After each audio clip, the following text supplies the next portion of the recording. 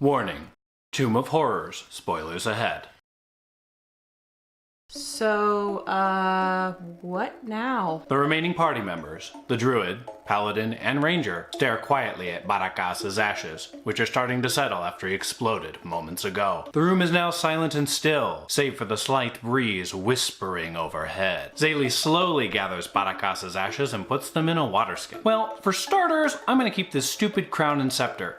No reason someone should. Torin didn't have time to finish the thought. There is a blinding flash of light, and the party feels an otherworldly presence fleet across their consciousness before a suspiciously familiar figure appears. Before we continue, make sure you've subscribed. It really helps my channel out. Barakas may not have died permanently, but it leaves many questions as to why the traveler keeps bringing Barakas back.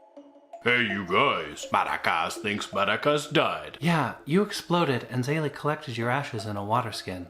Most of them anyways. I'm delighted you're alive and no more crown for you. Oh, come on. Barakas likes the crown of drugs. Nope, you're done.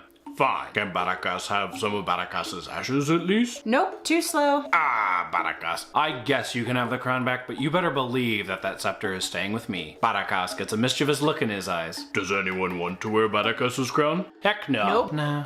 Barakas and Torin walk into the secret passageway with the silver, gilded ceiling and steps of rare minerals. Barakas is precious. Ah, Barakas can see! Torin, help! While Torin and Barakas grapple with Barakas' newfound blindness, Nala the Druid is busy being productive. She finds another key on the stairs leading up to yet another locked door and travels into the next room. In this lavishly decorated room, there is a ruined coffin with some platinum-colored lettering just behind a stopped urn that has some smoke coming out of the top. There are 4 statues, one in each corner, each bearing some form of arms. Torin and Barakas eventually figure out that Barakas' blindness is caused by the crown that previously killed Barakas, so Torin just holds onto it for safekeeping, much to Barakas' chagrin. Barakas, you should open the stopper on the urn. Nope. Barakas has died once already. I'll do it. Barakas can have the scepter when I die. Oh, right. Now all Barakas needs is Barakas' ashes. As Torin releases the urn's plug, a smoke cloud erupts from the vessel and forms into a weird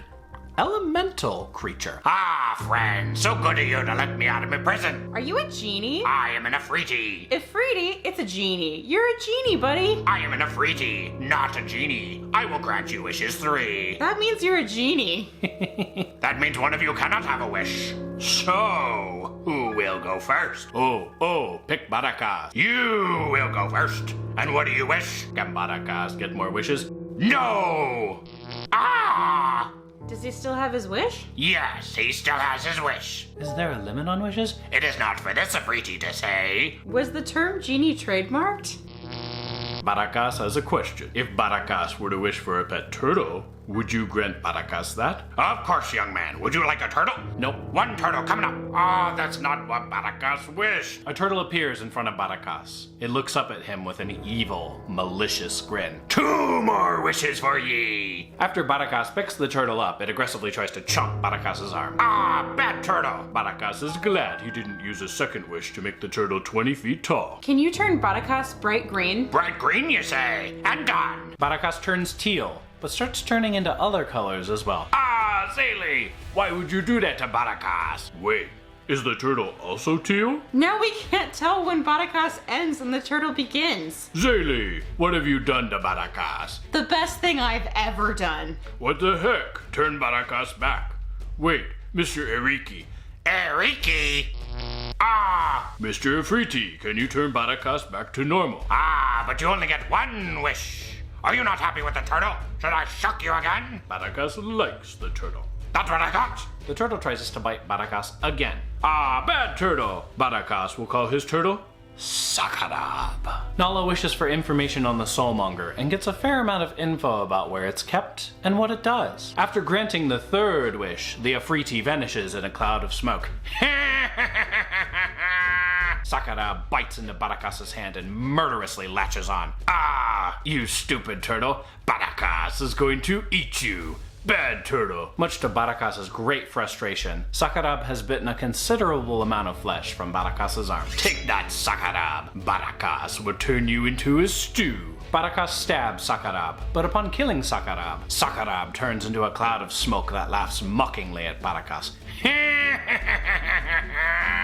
Barakas was going to eat that turtle, and now Barakas is bleeding. Barakas was cheated. While Barakas is busy being mad about his vicious former turtle, Sakarab, Nala notices that there's a statue in the corner that has some scratch marks around its base, almost like it has been moved. After recruiting the others to help her, the party discovers a mostly empty room save for a keyhole in the floor. As Barakas leaves the efreeti room, his color-changing phenomenon stops and he reverts back to his normal self. A keyhole in the floor? How unoriginal. Nala goes and inserts a key into the keyhole.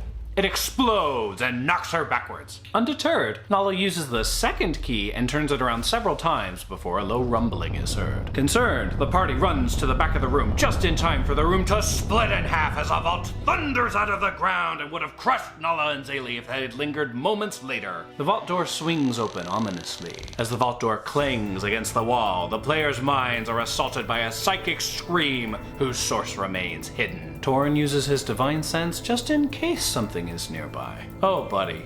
You don't have a clue. Guys, there's an undead in this vault. I'm pretty sure it's that very decorated skull thing. What should we do about all of this treasure? It's probably cursed.